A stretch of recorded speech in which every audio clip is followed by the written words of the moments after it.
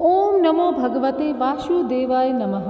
प्रिय भक्तों, आप सभी का जीवन सदा सर्वदा सुखी रहे और भगवान श्री हरि की कृपा आप सभी पर सदा सर्वदा बरसती रहे। इसी कामना के साथ में आज का वीडियो शुरू करते हैं। देखिए, फाल्गुन माह में चंद्रमा जी का जन्म हुआ था और पूर्णिमा पर चंद्रमा अपनी 100 कलाओं से परिपूर्ण रहता है। ऐसे में फाल्गुन पूर्णिमा पर चांद की पूजा से मानसिक कष्ट दूर होते हैं और पूर्णिमा का दिन बहुत बड़ा पर्व माना जाता है। हमारे सनातन धर्म में फाल्गुन महीने की पूर्णिमा का विशेष धार्मिक महत्व भी है, क्योंकि इस दिन होलिका दहन भी किया जाता है और इसी दिन देवी लक्ष्मी जी का प्रकाट्य भी हुआ है। तो चलिए जानते हैं इस दिन के बारे में और सारी डिटेल जानने के लिए आपको वीडियो को कंप्लीट देखना होगा। वीडियो में बताएंगे फाल्गुन पूर्णिमा 2024 की जो डेट है वह, पूजा मुहूर्त, चंद्रोदय का समय, साथ में फाल्गुन पूर्णिमा की कथा। तो कथा का रसपान करेंगे। उससे पहले हम लोग वीडियो की जो तमाम जानकारियां हैं वह आपको बता देते हैं, लेकिन वीडियो में आगे बढ़े उससे पहले कर दीजिए वीडियो को लाइक और चैनल को सब्सक्राइब और अपने सगे संबंधियों में शेयर अवश्य करें। धार्मिक मान्यता के अनुसार फाल्गुन पूर्णिमा का उपवास रखने से मनुष्य के दुखों का नाश होता है और साधक पर भगवान विष्णु और माता लक्ष्मी की कृपा की विशेष बहुत ज़्यादा दृष्टि पड़ती है। तो देखिए, पंचांग अनुसार फाल्गुन पूर्णिमा 24 मार्च 2024 को सुबह 9:24 पर शुरू होगी और अगले दिन 25 मार्च 2024 को दोपहर 12:29 पर खत्म होगी। पूर्णिमा पर उदय तिथि के अनुसार व्रत स्नान दान किया जाता है। ऐसे में 25 मार्च को व्रत पूजन उत्तम होगा। हालांकि होलिका दहन 24 मार्च को किया जाएगा, लेकिन उदय तिथि के अनुसार 25 मार्च को व्रत का पूजन उत्तम रहेगा। स्नान दान का मुहूर्त जो है वह 25 मार्च को सुबह 4:45 से सुबह 5:32 तक रहने वाला है। अब ऐसे में हम सत्यनारायण भगवान की पूजा का समय जो है उसका मुहूर्त भी आपको बता दें कि सुबह 9:23 से सुबह 10:55 के मध्य। चंद्र उदय का समय रहेगा शाम 6:44 का। अगर आप लक्ष्मी पूजा भी इस दिन करते हैं, क्योंकि सत्यनारायण भगवान में लक्ष्मी पूजा का भी एक विशेष महत्व होता है, तो आप देर रात 12:03 से रात्रि 12:50 पर कर लें। धार्मिक मान्यता के अनुसार देवी लक्ष्मी का जन्म फाल्गुन पूर्णिमा पर क्षीर सागर के समुद्र मंथन के समय हुआ था। इसे लक्ष्मी जयंती के नाम से भी जाना जाता है। माता लक्ष्मी धन समृद्धि की देवी हैं। इस दिन इनकी पूजा से धन दौलत पाने की कामना पूरी होती है। लक्ष्मी जयंती का दिन धन संपदा की देवी लक्ष्मी को प्रसन्न करने के लिए अत्यंत महत्वपूर्ण माना जाता है। फाल्गुन पूर्णिमा पर राजा हिरण्यकश्यप ने अपने पुत्र प्रहलाद को होलिका में जलाने का प्रयास किया था, लेकिन श्री हरि विष्णु के प्रताप से प्रहलाद का बाल विवाह का नहीं हुआ था। और आपको बता दें, हिंदू नववर्ष कब से शुरू हो रहा है, इस पर क्या विशेष रहेगा, तो उसके लिए आपको करना पड़ेगा चैनल को सब्सक्राइब और वीडियो को लाइक। और हाँ, चैनल को सब्सक्राइब करेंगे तो आपको इसी चैनल पर हमारे सनातन धर्म से जुड़ी हर एक जानकारी हम उपलब्ध कराते रहेंगे। तो चलिए सुन लेते हैं अब फाल्गुन पूर्णिमा की व्रत कथा भी। हर साल बुराई पर अच्छाई की जीत की याद के रूप में फाल्गुन पूर्णिमा की तिथि पर होलिका दहन किया जाता है एवं होलिका यह पावन पर्व मनाया जाता है।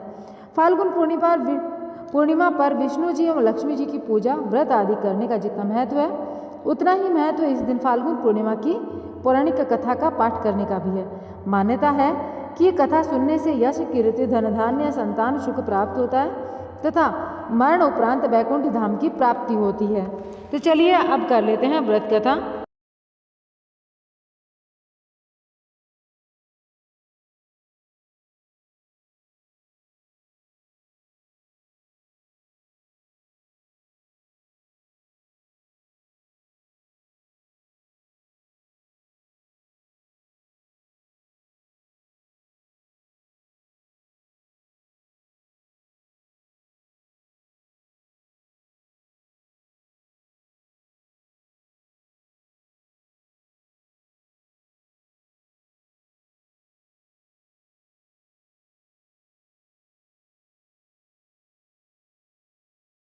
पुनः अपना अधिकार प्राप्त कर लिया। हिरण्यकश्यप की पत्नी कयाधु उस समय गर्भवती थी, जिसे देवराज इंद्र ने बंदी बना लिया।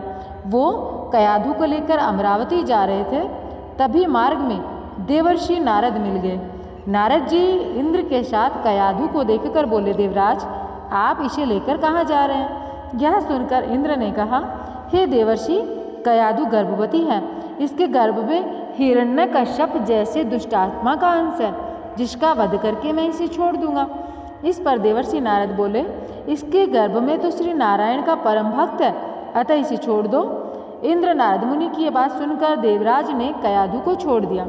देवर्षि नारद हिरण्यकश्यप की पत्नी को अपने आश्रम में ले आए और बोले, बेटी, जब तक हिरण्यकश्यप की तपस्या पूरी नहीं होती तुम निश्चिंत होकर यहीं रहो। तब से कयाधु देवर्षि नारद के आश्रम में रहने लगी और उनके दिव्य प्रवचनों का रसपान भी करती थी, जिसका गर्भ में पल रहे शिशु पर भी बहुत गहरा प्रभाव हुआ। जब समय आया तो कयाधु ने एक पुत्र को जन्म दिया, जिसका नाम था प्रहलाद। इधर हिरण्यकश्यप की तपस्या जब पूरी हुई तो ब्रह्मा जी ने प्रसन्न होकर उसे मनोवांछित वरदान दिया, जिसके पश्चात वो अपने राज्य लौट आया। कयाधु भी प्रहलाद को लेकर अपने पति के पास चली गई।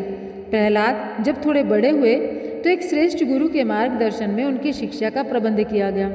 एक दिन जब हिरण्यकश्यप अपने समस्त मंत्रियों के साथ बैठे थे, तभी प्रहलाद अपने गुरु के साथ वहां आए और पिता को कृतज्ञतापूर्वक प्रणाम किया। यह देखकर हिरण्यकश्यप अति प्रसन्न हुआ और बोला, वत्स प्रहलाद, तुमने अब तक की शिक्षा के दौरान कौन सी सबसे अच्छी बात सीखी, मुझे बताओ। यह सुनकर प्रहलाद ने कहा, पिताश्री, मैंने अब तक जो सबसे अच्छी बात सीखी वो है आदि मध्य और अंत से रहित, अजन्मा है, इस जगत के पालनहार है, दीन दुखियों के स्वामी हैं, उन श्री हरि को मैं बारंबार प्रणाम करता हूँ। यह बात सुनकर हिरण्यकश्यप क्रोध से लाल हो गया। उसने प्रहलाद के गुरु पर चीखते हुए कहा, अरे मूर्ख ब्राह्मण, तूने मेरे इस बालक को मेरे परम शत्रु का गुणगान करने की शिक्षा क्यों दी? प्रहलाद के गुरु ने कहा, दैत्यराज, आप क्रोध त्याग दो, ये बातें मैंने आपको पुत्र को नहीं सिखाई। यह सुनकर हिरण्यकश्यप आश्चर्यचकित हो गया। बोला, पुत्र बताओ, तुम्हें ये उपदेश और शिक्षा किसने दी? तब प्रहलाद बोले, हृदय में स्थित भगवान विष्णु ही तो संपूर्ण संसार के उपदेशक हैं, उनके अतिरिक्त कोई किसी को कुछ नहीं सिखा सकता। यह सुनकर हिरण्यकश्यप क्रोध से पागल हो उठा और बोला, अरे मूर्ख, मेरे सामने ये विष्णु कौन है? तू क्यों बार बार उस दुष्ट आत्मा का नाम ले रहा है? क्या तू उसका परिणाम नहीं जानता? हिरण्यकश्यप ने प्रहलाद को बहुत समझाया, मृत्युदंड का भय दिखाकर भी विष्णु भक्ति से दूर करना चाहा, परंतु प्रहलाद के मन में भगवान विष्णु के प्रति श्रद्धा तनिक भी कम न हुई। इसके पश्चात क्रोधित हिरण्यकश्यप ने अपने सेवकों को आज्ञा दी कि इस दुरात्मा को मौत की घाट उतार दो। इस शत्रु प्रेमी से मुझे कोई लाभ नहीं, यह कपूत तो अपने ही कुल का नाश कर देगा। दैत्यराज हिरण्यकश्यप की आज्ञा अनुसार उसके सैनिकों ने प्रहलाद पर तरह तरह के अत्याचार किए और उन्हें मारने का प्रयास किया, परंतु हरि कृपा के कारण वो सब प्रहलाद का बाल भी बांका न कर पाए। हिरण्यकश्यप यह सब देखकर क्रोधित हुआ। अंततः उसने अपनी बहन होलिका को आदेश दिया कि वो प्रहलाद को गोद में लेकर अग्नि में बैठ जाए, क्योंकि होलिका को यह वरदान प्राप्त था कि अग्नि से उसे कोई हानि नहीं होगी। अपने भ्राता का आदेश मानकर होलिका भक्त प्रहलाद को लेकर अपनी गोद में और अग्नि में जा बैठी। उस समय प्रहलाद हाथ जोड़कर आंखें बंद कर निरंतर हरि ध्यान में लगे रहे और नारायण नारायण मंत्र का जाप करते रहे। हरि कृपा के फलस्वरूप प्रहलाद अग्नि में बैठकर भी सकुशल बच गए, किंतु होलिका उसी आग में जल गई।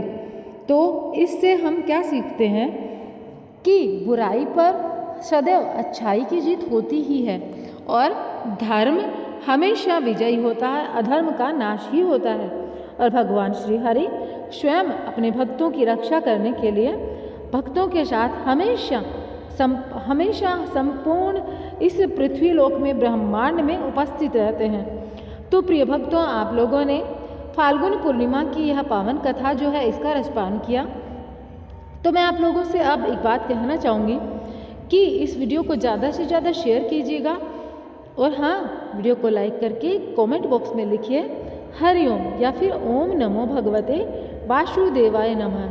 और हमारे इस चैनल पर अपने सनातन धर्म से जुड़ी हुई तमाम जानकारी हम आप लोगों के लिए लेकर आते रहते हैं, तो आप लोग इसका फ़ायदा अवश्य उठाएं और भगवान श्री हरि के चरणों में अपना जीवन बिताएं। तो चलिए मिलती हूँ एक नए वीडियो के साथ में। आप लोगों का जीवन सदा सर्वदा मंगलकारी हो और भगवान श्री हरि की कृपा आप सभी पर सदा सर्वदा बरसती रहे।